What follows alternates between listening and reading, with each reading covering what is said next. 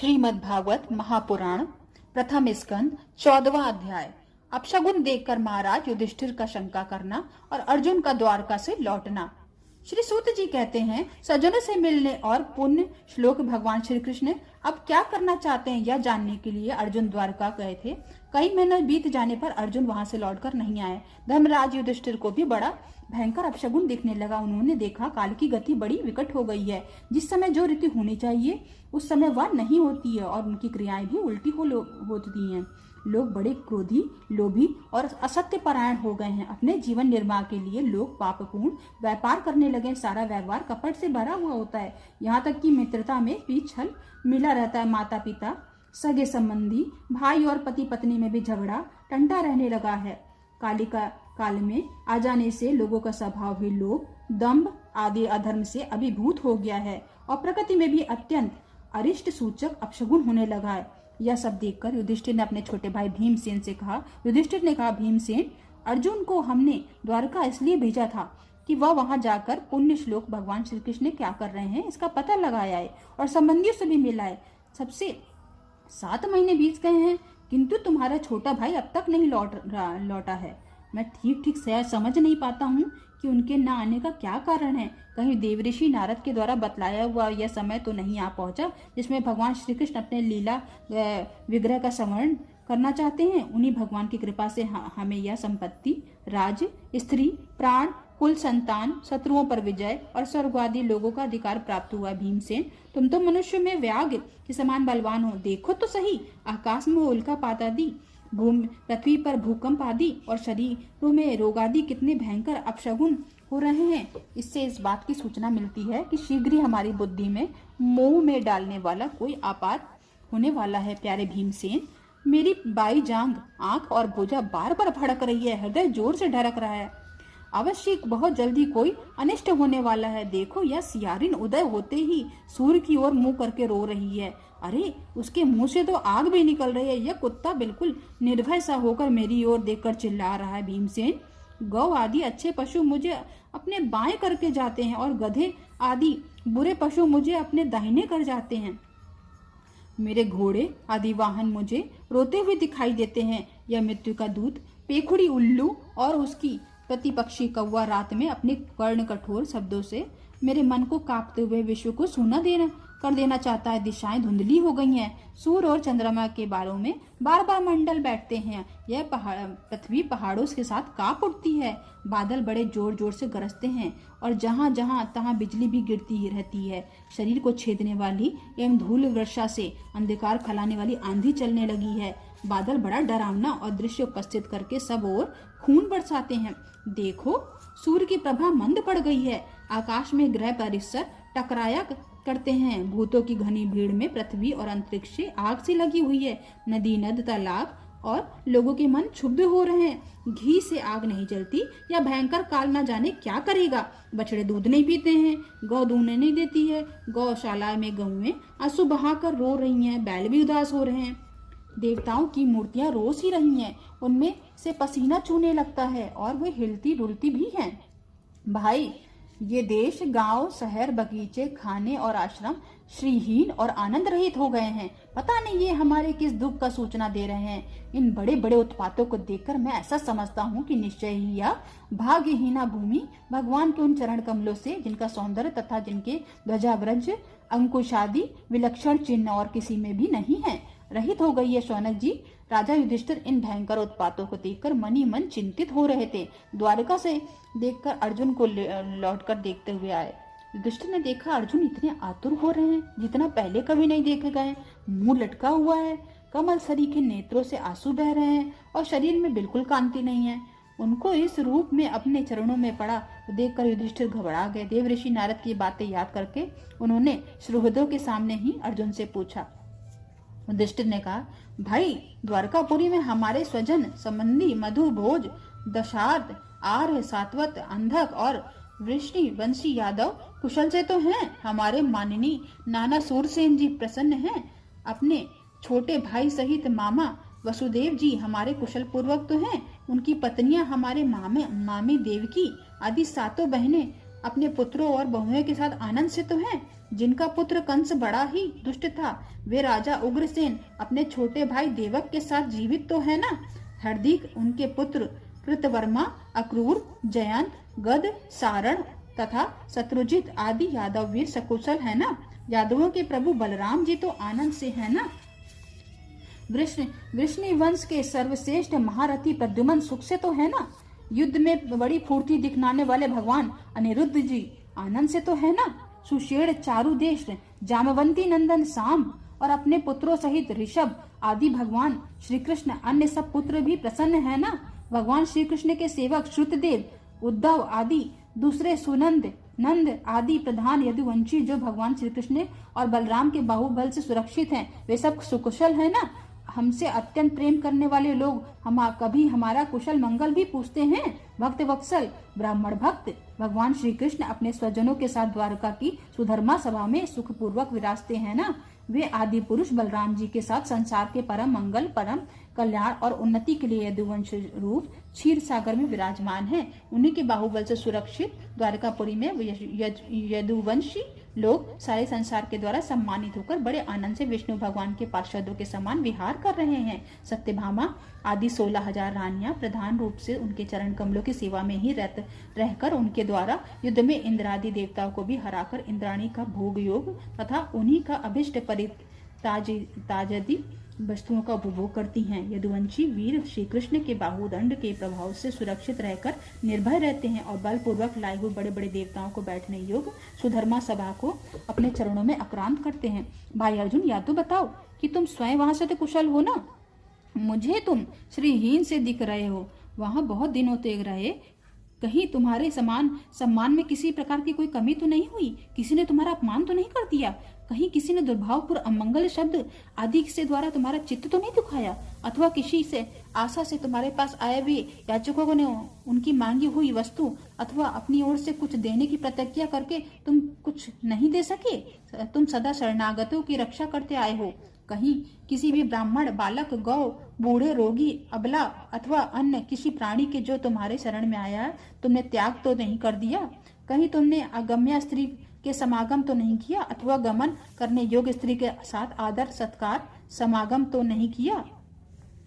कहीं मार्ग में अपने छोटे से अथवा बराबरी वालों से तो हार तो नहीं गए अथवा भोजन कराए हुए बालक और बूढ़ों को छोड़कर तुम अकेले ही भोजन तो नहीं कर लिए? मेरा विश्वास है तुमने ऐसा कोई निंदित काम नहीं किया होगा जो तुम्हारे योग्य ना हो ना हो। अपने प्रीतम अभिनंदन हृदय परम सुहृद भगवान श्री कृष्ण से तुम रहित हो गए हो। इसी में तुमने अपने को शून्य मान रहे हो। इसके सिवा दूसरा कोई कारण नहीं जान पड़ता जिससे तुमको इतनी मानसिक पीड़ा हो। इति 14 अध्याय समाप्तम। 15वां अध्याय। कृष्ण विरह व्यथित पांडवों को परीक्षित को राज्य देकर स्वर्ग सिधारना।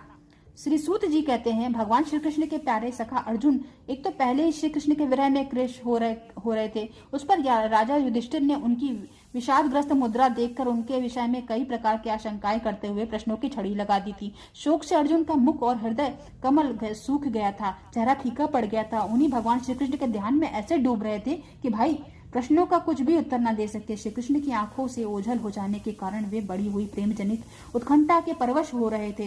रथ हाँकने से टहलने आदि के समय भगवान से उनके साथ जो मित्रता, अभिनंदन, हृदयता और प्रेम से भरे हुए व्यवहार किए थे उनकी याद आ रहे थे। बड़ी कष्ट से उन्होंने अपने शोक को वेग रोका, हाथ से नेत्रों के आंसू पोंछे और फिर रोंदे हुए गले से अपने बड़े भाई महाराज युधिष्ठिर से कहा। अर्जुन बोले, महाराज मेरे भाई अथवा अत्यंत घनिष्ठ मित्र का रूप धारण करके श्री कृष्ण ने मुझे ठग लिया। मेरे जिस प्रबल पराक्रम से मेरे बड़े देवता भी बड़े आश्चर्य में डूब जाते थे, उस श्री कृष्ण ने मुझसे छीन लिया। जैसे यह शरीर प्राण से रहित होने पर मृतक कहलाता है, वैसे ही उनके क्षण भर के वियोग से यह संसार अप्रिय दिखने लगा। उनके आश्रय से द्रौपदी स्वयंवर में राजा द्रुपद के घर आए हुए कामोन्मुख राजाओं का तेज मैंने हरण कर लिया था, धनुष पर बाण चढ़ाकर मत्स्य वेद किया था और इसी प्रकार द्रौपदी को प्राप्त किया था। उनकी सनिधि मात्र से मैंने समस्त देवताओं के साथ इंद्र को अपने बल से जीतकर अग्निदेव को उनकी तृप्ति के लिए खांडव वन में दान दे दिया था। मैं दानव का निर्माण की हुई अलौकिक कला कौशल से युक्त मायामयी सभा प्राप्त की थी। आपके यज्ञ में सब ओर से आकर राजाओं ने अनेक बारों भेंट समर्पित की थी। 10,000 हाथियों की शक्ति और बल से संपन्न आपके इन छोटे भाई भीमसेन ने उन्हीं की शक्ति से राजाओं पर सर पर पैर रखने वाले अभिमानी जरासंध का वध कर दिया था। तदंतर उन्हीं भगवान ने उन बहुत से राजाओं को मुक्त किया था जिनको जरासंध ने महाभैरव यज्ञ में बलि चढ़ाने के लिए बंदी बना रखा था। उन सब राजाओं ने आपके यज्ञ में अनेक प्रकार से उपहार दिए। महारानी द्रौपदी राजसूय यज्ञ के महान अभिषेक से पवित्र हुए अपने उन सुंदर केशों को जिन्होंने दुष्टों ने भरी सभा में छूने का साहस किया था बिखेर कर तथा आंखों में आंसू भरकर जब श्री कृष्ण के चरणों पर गिर पड़ी, तब उन्होंने उसके सामने उस घोर अपमान का बदला लेने की प्रतिज्ञा उन करके उन धूर्तों की स्त्रियों को ऐसा दशा कर दी थी कि वे विधवा हो गईं और उन्हें अपने केश अपने हाथों खोल देने पड़े थे। वनवास के समय अपने हमारे वैरी दुर्योधन के षड्यंत्र से 10,000 शिष्यों के साथ बैठाकर भोजन कराने वाले महर्षि दुर्वासा ने हमें दुस्तर संकट में डाल दिया था। उस समय उन्होंने द्रौपदी के पात्र में बची हुई शाक की एक पत्ती का ही भोग लगाकर हमारी रक्षा की थी। उनके ऐसा करने से नदी में स्नान करती हुई मुनि मंडली को ऐसा प्रतीत हुआ मानो उनको तो बात ही क्या सारे त्रिलोकी ही तृप्त हो गई थी। उनके प्रताप से मैंने युद्ध में पार्वती सहित भगवान शंकर को भी आश्चर्य में डाल दिया था तथा उन्होंने मुझको अपना पाशुपत नामक अस्त्र दे दिया था। साथ ही दूसरे लोकपालों से भी प्रसन्न होकर अपने अपने अस्त्र मुझे दिए और मैं क्या उनकी कृपा से इसी शरीर में स्वर्ग में गए और देवराज इंद्र की सभा में उनके बराबर आधे आसन पर बैठने का सम्मान मैंने प्राप्त किया था। उनके आग्रह से जब मैं स्वर्ग में कुछ दिनों तक रह गया था तब इंद्र के साथ समस्त देवताओं ने भी मेरी इन्हीं गांडीव धारण करने वाली भुजाओं का निवातक कवच आदि दैत्यों को मारने के लिए आश्रय लिया। महाराज, यह सब जिनकी महती कृपा का फल था, उन्हीं पुरुषोत्तम भगवान श्री कृष्ण ने मुझे आज ठग लिया। महाराज, कौरवों की सेना भीष्म, द्रोण आदि अजय महामत्स्यों से पूर्ण अपार समुद्र के समान दुस्सह थी, परंतु उनका आश्रय ग्रहण करके मैंने अकेले रथ पे सवार होकर उसे पार कर गया। उन्हीं की सहायता से आपको याद होगा मैंने शत्रुओं के राजा विराट का सारा गोधन तो वापस कर ही दिया था, साथ ही उनके सर पर चमकते हुए मणिमय मुकुट तथा अंगों का भी अलंकार तक छीन लिया था। भाई जी, कौरवों की सेना भीष्म, कर्ण, द्रोण, शल्य तथा अन्य बड़े बड़े राजाओं और क्षत्रिय वीरों को रथों से शोभायमान थी। उनके सामने मेरे आगे आगे चलकर वे अपनी दृष्टि से ही उन महारथी युद्धपतियों की आयु, मन, उत्साह और बल को छीन लिया करते थे। द्रोणाचार्य, भीष्म, कर्ण, भूरिश्रवा, सुशर्मा, शल्य, जयद्रथ और बाहीक आदि वीरों ने मुझ पर अपने कभी न चूकने वाले अस्त्र चलाए, परंतु जैसे हिरण्यकश्यप आदि दैत्यों का अस्त्र शस्त्र भगवत प्रहलाद के स्पर्श नहीं करते थे, वैसे ही उनके शस्त्रास्त्र मुझे छू तक ना सके। या श्री कृष्ण के भुजदंडों की छत्र छाया में रहने का ही प्रभाव था। श्रेष्ठ पुरुष संसार से मुक्त होने के लिए जिनके चरण कमलों का सेवन करते थे, अपने आप तक दे डालने वाले उन भगवान को मुझे दुर्बुद्धि की सारथी तक बना डाला।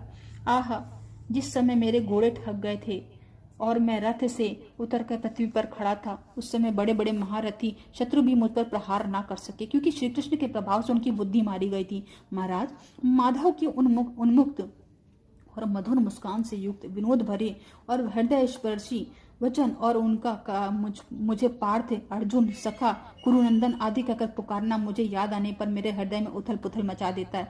सोने, बैठने, टहलने और अपने संबंध में बड़ी बड़ी बातें करना, भोजन आदि करने में हमें प्रायः एक साथ रहा करते थे। किसी किसी दिन मैं व्यंग से ही उन्हें कह बैठता, मित्र तुम तो बड़े सत्यवादी हो। उस समय भी वे महापुरुष अपनी महान अनुभूता के कारण जैसे अपने मित्र का और पिता अपने पुत्र का अपराध सह लेता, उसी प्रकार मुझे दुर्बुद्धि के अपराधों का सह लिया करते थे। महाराज, जो मेरे सखा, प्रेम मित्र नहीं मेरे हृदय ही थे, उन पुरुषोत्तम भगवान से मैं रहित हो गया हूँ। भगवान की पत्नी को द्वारका से अपने साथ ला रहा था, परंतु मार्ग में दुष्ट गोपों ने मुझे एक अबला की भांति हरा दिया। मैं उनकी रक्षा ना कर सका। वही मेरा गांडीव धनुष है, वे ही बाण है, वही रथ है, वही घोड़े हैं, वही मैं हूँ, वही रथी अर्जुन मैं हूँ, जिसके सामने बड़े बड़े लोग, राजा लोग सर झुकाया करते थे। श्री कृष्ण के बिना ये सब एक ही क्षण में नहीं के समान सार शून्य हो गए। ठीक उसी तरह जैसे भस्म में डाली हुई आहुति, कपट भरी सेवा और उसर में बोया हुआ बीज व्यर्थ होता है। राजन, आपके द्वारकावासी, आपने जिन सुहृद संबंधियों से बात पूछी थी, वे ब्राह्मणों के शापवश मोहग्रस्त हो गए हैं। वारुणी मदरा के पान से मनोन्नत होकर अपरिचितों की भांति आपस ही में एक दूसरे से भिड़ गए और घूसे से मारपीट करके सबको नष्ट हो गए हैं। उनमें से केवल 4-5 ही बचे। वास्तव में वह सर्वशक्तिमान भगवान की ही लीला है। संसार के प्राणी परस्पर एक दूसरे का पालन पोषण भी करते हैं और एक दूसरे को मार भी डालते। राजन, जिस प्रकार जलचरों के बड़े जंतु छोटे को, बलवान दुर्बलों को और बड़े और बलवान भी परस्पर एक दूसरे को खा जाते हैं, उसी प्रकार अतिशय बली और बड़े यदुवंशियों के द्वारा भगवान के दूसरे राजाओं का संहार कराया। तत्पश्चात यदुवंशियों के द्वारा ये एक दूसरे से यदुवंशी का नाश करा के पूर्ण रूप से पृथ्वी का भार उतार दिया। भगवान श्री कृष्ण ने मुझे जो शिक्षाएं दी थी वे देश काल और प्रयोजन अनुरूप और हृदय को ताप को शांत करने वाली है। स्मरण आते ही वे हमारे चित्त का हरण कर लेती है। सूत जी कहते हैं, इस प्रकार प्रगाढ़ प्रेम से भगवान श्री कृष्ण के चरण कमलों का चिंतन करके अर्जुन की चित्तवृत्ति अत्यंत निर्मल और प्रशांत हो गई है। उनकी प्रेममय भक्ति भगवान श्री कृष्ण के चरण कमलों में अनिर्ष चिंतन से अत्यंत बढ़ गई थी। भक्ति के वेग से उनके हृदय को मत कर उसमें से सारे विकारों को बाहर निकाल दिया। उन्हें युद्ध से प्रारंभ में भगवान के द्वारा उपदेश दिया हुआ गीता ज्ञान पुनः स्मरण हो आया, जिसकी काल के व्यवधान से और कर्मों के विस्तार से कारण प्रमादवश कुछ दिनों के लिए विस्मृति हो गई थी। ब्रह्म ज्ञान की प्राप्ति से माया का आवरण भंग होने पर गुणातीत अवस्था प्राप्त हो गई थी। दैत्य का संचय निवृत्त हो गया था। सूक्ष्म शरीर भंग हुआ। वे शोक और जन्म मृत्यु के चक्र से सर्वदा मुक्त हो गए। भगवान के स्वावघाम गमन और यदुवंश के संहार का वृत्तांत सुनकर निश्चल मति युधिष्ठिर के स्वर्गारोहण का निश्चय किया। कुंती ने भी अर्जुन के मुख से यशुवंशियों का नाश और भगवान के स्वधाम गमन का बात सुनकर अनन्य भक्ति से अपने हृदय को भगवान श्री कृष्ण में लगा दिया और सदा के लिए जन्म मृत्यु रूप से संसार से अपना मुख मोड़ लिया। भगवान श्री कृष्ण की लोक दृष्टि में जिसे यादव शरीर का पृथ्वी का भार उतारा था, उसका वैसे ही परित्याग कर दिया जैसे कोई कांटे से कांटा निकालकर फिर दोनों को फेंक दे। भगवान की दृष्टि में दोनों ही समान है। जैसे वे नट के समान मत्स्यादि आदि धारण करते हैं फिर भी उनका त्याग कर देते, वैसे ही उन्होंने जिस यादव शरीर का पृथ्वी पर भार दूर किया था वैसे ही त्याग कर दिया। जिसकी मधुर लीलाएं श्रवण करने योग्य है, उन भगवान श्री कृष्ण ने जब अपने मनुष्य के शरीर से इस पृथ्वी का परित्याग कर दिया था, उसी दिन विचारहीन लोगों को अधर्म में फंसाने वाला कलयुग भी आदम का महाराज युधिष्ठिर से कलयुग का फैलना ना छिपा ना रहा। उन्होंने देखा देश में, नगर में, घरों में और प्राणियों में लोभ, असत्य, छल, हिंसा और आदि अधर्मों में बढ़ती हो गई है। तब उन्होंने महाप्रस्थान का निश्चय कर लिया। उन्होंने अपने विनयी पौत्र परीक्षित को, जो गुणों में ही उन्हीं की समानता, समुद्र से घिरी हुई पृथ्वी के समान पद पर हस्तिनापुर से अभिषिक्त किया। उन्होंने मथुरा में सूर सेनापति के रूप में अनिरुद्ध पुत्र वज्र का अभिषेक किया। इसके बाद समर्थ युधिष्ठिर ने प्रजापत्य यज्ञ करके आवाहनी आदि अग्नियों में को अपने में लीन कर दिया, अर्थात गृहस्थ आश्रम के धर्मों से मुक्त होकर उन्होंने संन्यास ग्रहण किया। युधिष्ठिर ने सब में अपने सब वस्त्राभूषण आदि वहीं छोड़ दिए और अभिमानता में अहंकार से रहित होकर संपूर्ण बंधन छोड़कर काट दिए। उन्होंने दृढ़ भावना से वाणी के मन को प्राण को अपान में और अपान को उनकी क्रिया में, साथ मृत्यु में तथा मृत्यु को पंचभूत में शरीर में लीन कर दिया। इस प्रकार शरीर को मृत्यु रूप अनुभव करके उन्होंने उसे त्रिगुण में मिला दिया। त्रिगुण को मूल प्रकृति में, सर्व कारण रूपा प्रकृति को आत्मा में और आत्मा को अविनाशी ब्रह्म में विलीन कर दिया। उन्हें यह अनुभव होने लगा कि यह संपूर्ण दृश्य प्रपंच ब्रह्म स्वरूप है। इसके पश्चात उन्होंने शरीर पर चीर धारण कर लिया, अन्य जन का त्याग कर दिया, मौन ले लिया और केश खोलकर बिखेर लिए। वे अपने रूप को ऐसा दिखाने लगे कि जैसे कोई जड़, उन्मत्त या पिशाच हो। फिर वे बिना किसी को बाट देखे तथा बहरे की बिना किसी की बात सुने घर से निकल पड़े। हृदय में उस पर ब्रह्म का ध्यान करते हुए, जिसको प्राप्त करके फिर लौटना नहीं होता, उन्होंने उत्तर दिशा की ओर यात्रा की, जिस ओर पहले बड़े बड़े महात्मा जाया करते थे। भीमसेन, अर्जुन आदि युधिष्ठिर ने अपने भाइयों को देखा कि अब पृथ्वी में सभी लोगों ने अधर्म का सहायक कलयुग से प्रभावित कर डाला, इसलिए वे भी श्री कृष्ण चरणों को प्राप्ति के दृढ़ निश्चय करके अपने बड़े भाई के पीछे चल पड़े। उन्होंने जीवन के सभी लाभ भली भांति प्राप्ति कर लिए थे, इसलिए यह निश्चय करके कि भगवान श्री कृष्ण के चरण कमल में ही हमारा पुरुषार्थ है, उन्होंने उन्हें हृदय में धारण किया। पांडवों के हृदय में भगवान श्री कृष्ण के चरण कमलों में ध्यान से, भक्ति से भाव उमड़ आया और उनकी बुद्धि सर्वथा शुद्ध होकर भगवान श्री कृष्ण के उस सर्वोच्च उत्कृष्ट स्वरूप में अन्य भाव से स्थिर हो गई, जिसमें निष्पाप पुरुष ही स्थिर हो पाते हैं। फलतः उन्होंने अपने विशुद्ध अंतःकरण स्वयं से ही गति प्राप्त की। जो विषयासक्त दुष्ट मनुष्यों को कभी प्राप्त नहीं हो सकती। संयमी एवं श्री कृष्ण के प्रेमावश में मुग्ध भगवतमय विदुर जी ने भी अपने शरीर को प्रभास क्षेत्र में त्याग दिया। उस समय उन्हें लेने के लिए आए हुए पितरों के साथ वे अपने लोक यमलोक को चले गए। द्रौपदी ने देखा कि सब पांडव लोग निरपेक्ष हो गए, तब वे अन्य प्रेम से भगवान श्री कृष्ण का ही चिंतन करके उन्हें प्राप्त हो गई। भगवान के प्यारे भक्त पांडवों को महाप्रयाग जी इस परम पवित्र और मंगलमयी कथा को जो भी पुरुष श्रद्धा से सुनता है वह निश्चय ही भगवान की भक्ति और मोक्ष को प्राप्त करता है। 15 अध्याय समाप्तम। 16वां अध्याय परीक्षित की दिग्विजय तथा धर्म की और पृथ्वी का संवाद। सूत जी कहते हैं, शौनक जी, पांडवों के महाप्रयाण के पश्चात भगवान के परम भक्त राजा परीक्षित श्रेष्ठ ब्राह्मणों की शिक्षा के अनुसार पृथ्वी का शासन करने लगे। उनके जन्म के समय ज्योतिषी ने उनके संबंध में जो कुछ कहा था वास्तव में सभी महान गुण उनमें विद्वान थे। उन्होंने उत्तर की पुत्री इरावती से विवाह कर लिया। इससे उन्होंने जन्मजय आदि 4 पुत्र उत्पन्न किए तथा कृपाचार्य को अपना आचार्य बनाकर उन्होंने गंगा के तट पर 3 अश्वमेघ यज्ञ किए, जिन्होंने ब्राह्मणों को पुष्कल दक्षिणा दी गई। उन यज्ञों में देवताओं ने प्रत्यक्ष रूप से प्रकट होकर अपना भाग ग्रहण किया। एक बार दिग्विजय करते समय उन्होंने देखा कि शूद्र रूप में कलयुग राजा का वेश धारण करके एक गाय और बैल के जोड़ों को ठोकरे से मार रहा है। तब उन्होंने उस बलपूर्वक पकड़कर दंड दिया। सौनक जी ने पूछा, महाभाग्यवान सूत जी, दिग्विजय के समय महाराज परीक्षित ने कलयुग को दंड देकर ही क्यों छोड़ दिया, मार क्यों नहीं डाला? क्योंकि राजा का वेश धारण करने पर भी वह अधम शूद्र ही है जिसने गाय को लात मारा था। यदि यह प्रसंग भगवान श्री कृष्ण की लीला या अथवा उनके चरण कमलों के मकरंद रस का पान करने के लिए रसिक महानुभाव के संबंध रखता हो तो अवश्य कहिए। दूसरी व्यर्थ की बातों से क्या लाभ है, उनमें तो आयु व्यर्थ नष्ट होती है। प्यारे सूत जी, जो लोग चाहते हैं मोक्ष परंतु अल्पायु होने के कारण मृत्यु को ग्रस्त हो जाते हैं, उनके कल्याण के लिए भगवान यम का आह्वान करके उन्हें यहाँ शांति कर्म के लिए नियुक्त कर दिया गया है। जब तक यमराज यहाँ तक कर्म में नियुक्त हैं तब तक किसी भी मृत्यु नहीं होती है। मृत्यु से ग्रस्त मनुष्य लोक के जीव भी भगवान की सुधा तुल्य लीला कथा का पान कर सके, इसलिए महर्षियों ने भगवान को अपने यम को यहाँ बुलाया। यहाँ तो एक तो थोड़ी आयु और दूसरा कम समझ। ऐसी अवस्था में संसार के मंद भाग विषयी पुरुषों की आयु व्यर्थ ही बीती जा रही है, नींद में रात और व्यर्थ के कामों में दिन। सूत जी कहते हैं, जिस समय राजा परीक्षित कुरुजांगल देश में सम्राट के रूप में निवास कर रहे थे, उस समय उन्होंने सुना कि मेरी सेना द्वारा सुरक्षित साम्राज्य में कलयुग का प्रवेश हो गया। इस समाचार से उन्हें दुख तो अवश्य हुआ, परंतु यह सोचकर कि युद्ध करने का अवसर हाथ नहीं लगा, वे तो ने दुखी नहीं हुए। उसके बाद युद्धवीर परीक्षित ने धनुष हाथ में ले लिया। वे श्याम वर्ण के घोड़ों से जुटे हुए सिंह की ध्वजा डाले सुसज्जित रथ पर सवार होकर दिग्विजय करने के लिए नगर से बाहर निकल पड़े। उस समय रथ, हाथी, घोड़े, पैदल सेना और उनके साथ साथ चल रही थी। उन्होंने भद्रावशव, केतुमाल, भारत, उत्तर कुरु और किम पुरुष आदि सभी वर्षों को जीतकर यहाँ के राजाओं से भेंट ली। उन्हें उन देशों में सर्वत्र अपने पूर्वज महात्माओं के सुहस सुनने को मिला।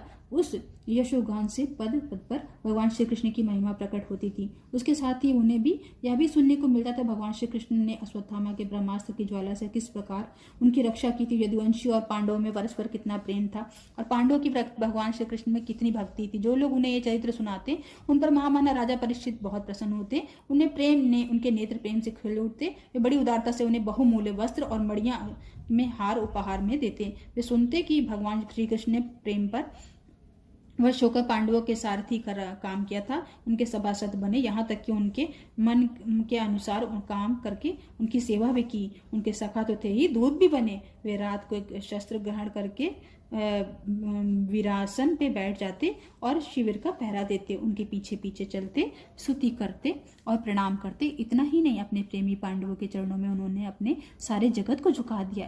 तब परीक्षित की भक्ति भगवान श्री कृष्ण के चरण कमलों में भी और बढ़ जाती।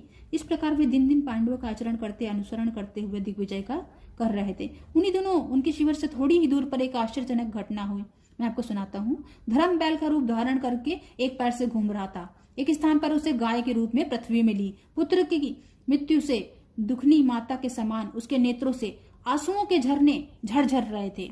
उसका शरीर श्रीहीन हो गया था। धर्म पृथ्वी से पूछने लगा। धर्म ने कहा, कल्याणी कुशल से तो हो, तुम्हारा मुख कुछ कुछ मलिन हो रहा है, तुम श्रीहीन हो रही हो, मालूम होता है तुम्हारे हृदय में कुछ न कुछ दुख अवश्य है। क्या तुम्हारा कोई संबंधी दूर देश में चला गया है जिसके लिए तुम इतना चिंता कर रही हो? कहीं तुम मेरी तो चिंता नहीं कर रही हो कि अब इसके 3 पैर टूट गए हैं, एक ही पैर रह गया, असंभव है। तुम अपने लिए शोक कर रही होगी कि अब शूद्र तुम्हारे ऊपर शासन करेंगे। तुम्हें इन देवताओं के लिए खेद भी हो सकता है जिन्हें अब यज्ञों में आहुति नहीं दी जाती है, अथवा उस प्रजा के लिए भी होता है जो वर्षा के लिए न होने के लिए अकाल और दुर्भिक्ष से पीड़ित हो रही है। देवी, क्या तुम राक्षस शरीर के मनुष्यों के द्वारा सताई हुई आरक्षित स्त्रियों एवं आत्म बालकों के लिए शोक कर रही हो? संभव है विद्या अब कुकर्मी ब्राह्मणों के चुंगल में पड़ गई है और ब्राह्मण विपद्रोही राजाओं की सेवा करने लगा और इसी का तुम्हें दुख हो। आज के नाम मात्र के राजा को 16 आने कलयुगी को हो गए हैं। उन्होंने बड़े बड़े देश को भी उजाड़ डाला है। क्या तुम उन्हें राजाओं के या देशों के लिए शोक कर रही हो? आज की जनता खान पान, वस्त्र, स्नान और स्त्री सहवास आदि में शास्त्रीय नियमों का पालन न करके स्वेच्छाचार कर रही है। क्या तुम इसके लिए दुखी हो? माँ पृथ्वी, अब समझ में आया, हो न हो तुम भगवान श्री कृष्ण की याद में आ रही होगी, क्योंकि उन्होंने तुम्हारा भार उतारने के लिए ही अवतार लिया था और ऐसी लीलाएं की थी जो मोक्ष का भी अवलंबन है। आप उनकी लीला संवर्धन करके लेने के लिए उनके परित्याग से तुम दुखी हो रही हो। देवी, तुम तो धन रत्नों की खान हो, तुम अपने कलेश के कारण जिनसे तुम इतनी दुर्बल हो गई हो, मुझे बतलाओ। मालूम होता है बड़े बड़े बलवानों को हरा देने वाली काल को देवताओं के द्वारा वंदनी तुम्हारे सौभाग्य को छीन लिया। पृथ्वी ने कहा, धर्म, तुम मुझसे जो कुछ पूछ रहे हो वह सब जानते हो। जिन भगवान के सहारे तुम सारे संसार को सुख पहुंचाने वाले अपने चारों चरणों से युक्त हो, जिनमें सत्य, पवित्रता, दया, क्षमा, त्याग, संतोष, सरलता, शम, दम, तप, समता, तितिक्षा, उपराति, शास्त्र विचार, ज्ञान, वैराग्य, ऐश्वर्य, वीरता, तेज, बल, स्मृति, स्वतंत्रता, कौशल, कांति, धैर्य, कोमलता, निर्भीकता, विनय, शील, साहस, उत्साह, बल, सौभाग्य, गंभीरता, स्थिरता, अस्तित्वता, कीर्ति, गौरव और निरहंकारता, ये 39 अप्रकृत गुण तथा महत्वाकांक्षी पुरुषों के द्वारा वांछनीय, शरणागत, वत्सलता आदि और बहुत से महान गुण उनकी सेवा करने के लिए नित्य निरंतर निवास करते हैं, एक क्षण के लिए भी उनसे अलग नहीं होते। उन्हीं समस्त गुणों के आश्रय सौंदर्य धाम भगवान श्री कृष्ण ने इस समय इस लोक में अपने लीला संवर्णन कर ली है और हो गया है। यही देखकर मुझे बड़ा शोक हो रहा है। आपने लिए देवताओं के श्रेष्ठ समस्त वर्णों तथा आश्रमों में मनुष्यों के लिए मैं शोकग्रस्त हो रही हूँ, जिनका कृपा का कटाक्ष प्राप्त करने के लिए ब्रह्मा आदि देवता भगवान के शरणागत होकर बहुत दिनों तक तपस्या करते हैं। वही लक्ष्मी जी अपने निवास स्थान कमल वन का परित्याग करके बड़े प्रेम से जिनको चरण कमलों में सुभग छत्र छाया का सेवन करती है, उन्हीं भगवान के कमल, वज्र, अंकुश, ध्वजा आदि चिन्हों से युक्त श्री चरणों को विभूषित होने के कारण मुझे महान वैभव प्राप्त हुआ था और मेरी 3 लोगों में बढ़कर शोभा हुई थी। परंतु मेरे सौभाग्य का अब अंत हो गया। भगवान ने मुझे अभाग्नि को छोड़ दिया है। मालूम होता है मुझे अपने सौभाग्य पर गर्व हो गया है, इसलिए उन्होंने मुझे यह दंड दिया है। तुम अपने 3 चरणों के कम हो जाने से मन ही मन कूद रहे हो, अतः अपने पुरुषार्थ से तुम्हें अपने ही अंदर पुनः सब अंगों में पूर्ण एवं स्वस्थ कर देने के लिए अत्यंत रमणीय श्याम सुंदर विग्रह ने यदुवंश में प्रकट हुए और मेरे बड़े भारी भार को, जो असुरवंशी राजाओं के सैकड़ों अक्षौहिणियों के रूप में था, नष्ट कर डाला, क्योंकि वे परम स्वतंत्र थे, जिन्होंने अपनी प्रेम भरी चितमन, मनोहर मुस्कान और अपनी मीठी मीठी बातों से सत्यभामा आदि मधुमयी माननीयों के मान के साथ वो धीरज को भी छीन लिया था और जिनके चरण कमलों के स्पर्श से मैं निरंतर आनंद को पुलकित करती रहती है, उन पुरुषोत्तम भगवान श्री कृष्ण के वीरा भला को कौन सह सकता है। धर्म और पृथ्वी इस प्रकार आपस में बात ही कर रहे थे। उसी समय राजश्री परीक्षित पूर्व वाहिनी सरस्वती के तट पर आ पहुंचे। इति 16वां अध्याय समाप्तम।